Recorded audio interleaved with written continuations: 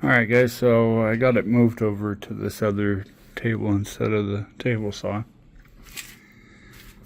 And got it plugged in. It's not plugged into the laptop yet. Got the power hooked up to it. Oh, that's noisy.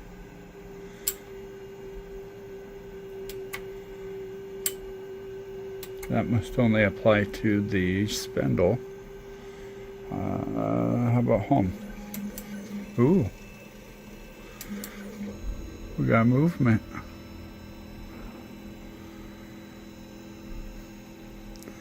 That is rather slow.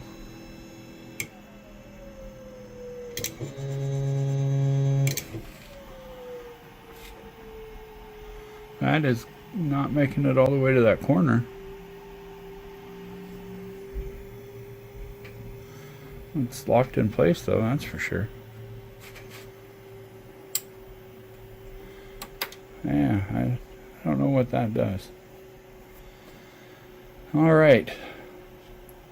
Go ahead and turn that off for now. Get over here and work on the computer. Alright guys, so I've been out here playing around with this thing, and I got a piece set up on the bed there, and I ran into a problem. Unless I end up putting another spoil board on top of here.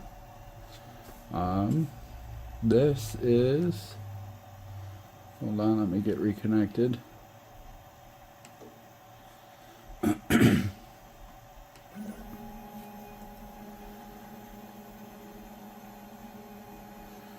Do.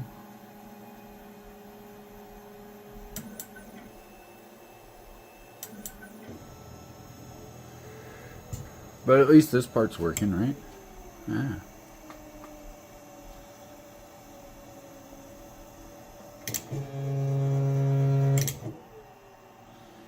Alright, so we'll get back over to where that was.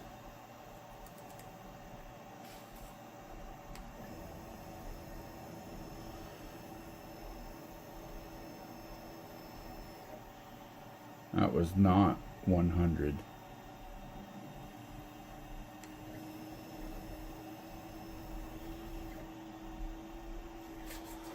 I must have double clicked. Alright, so remove.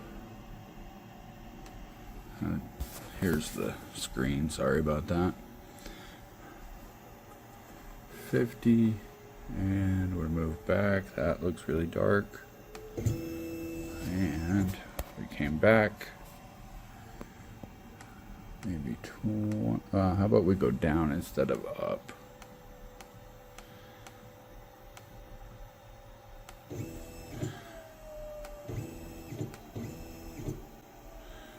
Alright, and we're going to go with the maximum depth, and that is after removing this little bolt there from this hole.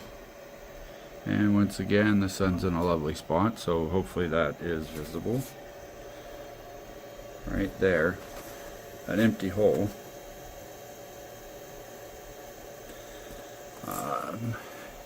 Let's see, you might be able to see that one right there that the limit switch hits. And so it can go down, well, it's down 3 already, so it can go down about 85-ish. So we'll go down 80 and enter, well, okay, and down. And here we go.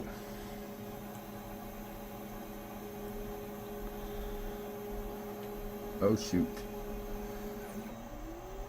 Okay, yeah, see, there's the problem. I mean, we are at the reach of our Z, and we're still a good what, 30 millimeters away from even cutting it. So now I got to figure out what I'm doing. I mean, I am going to load another board in there, but it's probably going to be probably half of the thickness of this stuff. Or I guess it's the same as this. No, this is thinner than this. So, yeah, I mean, at this point you got to get creative on how you're mounting things, or, you know, put a much thicker piece in there, and then you're going to be hitting these guys. So, yeah, I don't know what I'm doing at this point.